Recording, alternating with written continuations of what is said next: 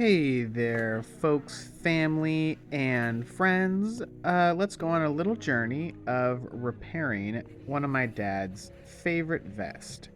This is a vest he's always wearing working on the farm, and got a little chip on that zipper, as you can see, so it is time to do a little replacement.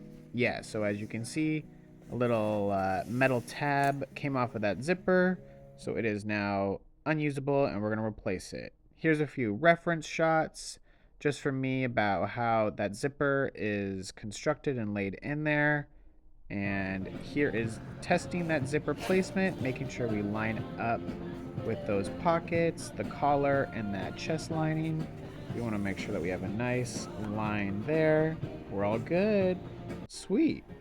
Okay, here's another detailed shot of the zipper, and as you can see here, we're working underneath the machine right now, getting all of that zipper out of the way so we can keep on stitching. Hey. Yeah, so we are sewing away and using that lighter to just clear off all of our excess and make sure that zipper is in there nice and tight and we're not going to be sliding off of it. There's me with it open. There's it closed. Looking good. And there is father wearing it